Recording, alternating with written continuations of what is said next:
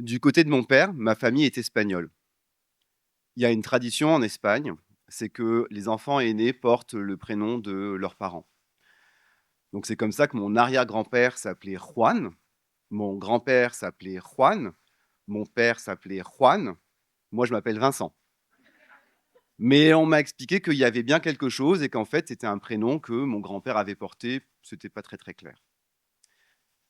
J'ai 6, 7 ans, je me réveille un mercredi matin chez mes grands-parents comme très souvent et donc c'est papy Juan et mamie Chon, mes grands-parents espagnols. Et puis, normalement, après le petit déjeuner, on va au marché, mais là, pas aujourd'hui. Papy va dans le salon, il prend le radio magnétophone à cassette, des documents, il s'assied, il ferme la porte et moi, à travers la porte vitrée, je le vois et je l'entends, il parle tout seul. En fait, il s'enregistre. Mamie me dit, «Faut pas faire de bruit parce que papy enregistre un texte, très important, c'est ses mémoires». Alors moi, à 6, 7 ans, ses mémoires, je comprends pas trop, je pense qu'il enregistre ses souvenirs parce qu'il a peur de les oublier. Papy, c'était un homme assez sonore. Déjà avec son radio magnétophone à cassette, il écoutait des matchs de foot et il hurlait quand il y avait des buts ou quand, il y avait des fautes qui avaient été commises. Papy, il tapait beaucoup de textes et on entendait souvent le cliquetis de la machine à écrire et le ting en fin de ligne et surtout, en fait, les jurons qui poussaient: «La leche!» quand, par exemple, les tiges s'étaient coincées ou que le ruban s'était déchiré. Papy, il parlait pas vraiment, français. Il parlait fragnole, un mélange de français et d'espagnol avec un fort accent. Quand les gens venaient prendre le café, il les recevait toujours en leur demandant, «Le verre ou la tasse?» Papy, il avait une grosse voix comme ça, il avait une voix rauque. Il avait des problèmes de respiration, il toussait beaucoup, il avait une petite santé. On nous disait qu'il avait perdu un poumon à la guerre. Papy, on savait qu'il avait fait la guerre. D'ailleurs, la preuve, il lui manquait un doigt qu'il avait perdu à la guerre, son petit doigt, et nous, on savait, enfin moi surtout, je pensais que c'était grâce à ce petit doigt manquant qu'il arrivait à faire jaillir des bonbons derrière l'oreille de ses petits-enfants. Quand il parlait de cette guerre ou de politique, surtout de politique espagnole, là, d'un coup, il retrouvait de la vigueur, il s'emportait, il retrouvait du souffle, surtout quand il parlait d'un certain Franco, qui semblait détester. Pour moi, tout ça, c'était pas très clair. Ce que je savais, en revanche, c'est que cette guerre, la guerre d'Espagne, une guerre dont on parle pas beaucoup en France et dont on parle pas beaucoup en cours d'histoire, c'était une guerre qui avait eu une importance capitale dans ma famille parce que c'était en raison de cette guerre que mes grands-parents étaient devenus réfugiés politiques. Il y a de ça 14 ans, ma grand-mère est décédée après 74 ans d'amour avec mon grand-père et elle avait fait promettre à mon grand-père de ne pas publier de son vivant à elle, les mémoires, qu'il avait écrits. Elle avait peur des représailles, il y avait des noms dans ses mémoires, il y avait des lieux, elle avait peur. Et là, maintenant qu'elle était morte, c'était possible. Ses mémoires, c'est ce texte-là, hein, qu'il tapait, qu'il avait même enregistré.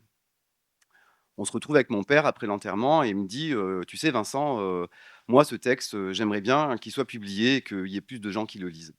Déjà, nous, les enfants à qui il est destiné, on l'a lu mais, en diagonale, c'est un texte difficile, c'est pas très lisible, et puis en plus dans la famille, tout le monde ne parle pas espagnol. Toi, tu sais parler espagnol, tu es déjà traducteur, tu sais écrire des livres. Est-ce que tu veux t'en charger? Je dis: «OK». Ma tante Ascension me remet, un certain nombre de tapuscrits et elle me dit comme ça, «Tu sais Vincent, ce texte, il est difficile. Il y en a beaucoup qui ont essayé avant toi et ils se sont cassés les dents dessus».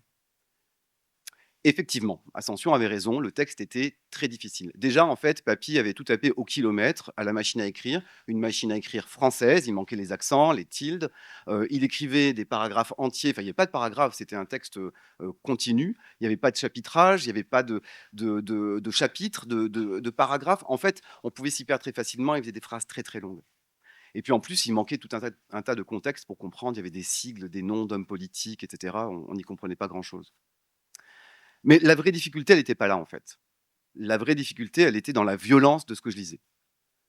Les mémoires de mon grand-père racontent, ce qu'il a vécu avant la guerre d'Espagne, pendant la guerre d'Espagne et après la guerre d'Espagne, jusqu'à son exil en France. J'ai découvert un autre Juan. J'ai découvert un jeune homme engagé très, très tôt dans l'anarcho-syndicalisme, l'extrême gauche, dans la défense des libertés, dans la défense du travailleur et de la travailleuse. Quelqu'un qui a pris les armes en 36 aux côtés des républicains, qui est devenu, soldat puis officier et qui, en fait, s'est retrouvé du mauvais côté puisque les franquistes, ont, écrasé les républicains, en 39. Papy est jeté dans un camp d'internement, il s'enfuit, il est repris, il s'enfuit de nouveau. La situation devient très compliquée, il passe dans la clandestinité, il prend le maquis, il essaye de restaurer les réseaux, anarcho-syndicalistes et puis c'est tellement dangereux qu'il part en France, on est en 39, il traverse les Pyrénées, au péril de sa vie. Il se fait, appréhender par la gendarmerie française qui le remet aux autorités espagnoles. Et là, on l'envoie en prison directement à Albacete. En fait, non, pas directement. À chaque étape, ça a pris des semaines, à chaque étape, en fait, on le sortait, on le passait à tabac, on l'humiliait et c'est là, sans doute, qu'il a perdu, son poumon. Ensuite il a fait voilà, pardon, il a fait 6 ans de prison et puis, il a obtenu une liberté conditionnelle. Et il a réussi à déjouer la surveillance de ses gardiens et à s'enfuir et là, on arrive à des scènes qui sont complètement folles, où j'ai mon grand-père qui se raconte courant dans les rues de Valence, l'arme au poing, poursuivi par la police. Il rentre dans un immeuble pour se cacher, il est acculé sur un balcon. En fait, il saute dans une coursive qui a 4 étages en dessous, il atterrit chez une dame qui le cache dans une armoire et lui prête du maquillage pour qu'il se maquille, qu'il sorte dans la rue sans être détecté. La situation devient tellement dangereuse qu'il décide de quitter, la région où il était pour partir en Catalogne, à Barcelone, avec, sa compagne, ma grand-mère. Et là, en fait, commence pour lui une vie très, très difficile. Il est photographe ambulant, il n'a pas de papier, il peut pas vraiment travailler. Ce qui fait qu'on a beaucoup de photos de cette époque-là. Et ils sont très pauvres, ils sont quasiment à la rue avec leur petite fille, ma tante Ascension. Et ils sont hébergés, ils sont recueillis par un couple de Catalans qui, leur ouvrent leurs portes et mon grand-père retape leur cabane à poules pour en faire une petite maisonnette et c'est dans cette petite maisonnette que naît mon père et j'ai des photos d'ailleurs de cette naissance-là. Pendant ses 9 ans en Catalogne, mon grand-père s'était fait appeler sous un autre prénom. Il se faisait appeler Vicente, Vincent. Et quand mon père est né, on était dans l'Espagne franquiste, et catholique. Le baptême était obligatoire, donc il a fallu faire baptiser mon père et il s'est fait baptiser Vincent. Le voilà mon prénom. Voilà d'où il vient en fait. Mon père l'a porté, très brièvement. Mon grand-père l'a porté 9 ans. Quand j'ai obtenu assez de matériaux, et que j'ai tapé assez de textes, je me suis dit: «Ça serait intéressant de le faire lire à papy» et on a profité d'un dimanche, d'un repas de famille. On est allé le chercher à l'EHPAD avec papa et puis, il nous attendait sagement. Il savait qu'il allait passer une bonne journée, il y aurait ses enfants, ses petits-enfants, ses arrière-petits-enfants. Donc, quand la situation s'est présentée, je lui ai montré les documents, puis il les a regardés, il les a lus avec beaucoup d'attention. Puis à la fin, il a levé la tête, il m'a regardé droit dans les yeux comme ça et il m'a dit, «Tu sais Vincent, c'est très intéressant ce que tu écris là. C'est très juste. Moi, j'ai vécu des choses similaires». Et là, moi, je me suis dit: «En fait, papy avait peut-être commencé déjà à mettre de côté, cette vie d'avant, cette vie difficile, cette autre identité qu'il avait eue. Mais moi, de mon côté, en fait, je suis l'autre Vincent, j'en suis extrêmement fier et je suis surtout, très fier d'être celui qui transmet les mémoires d'un idéaliste, de mon grand-père». Merci.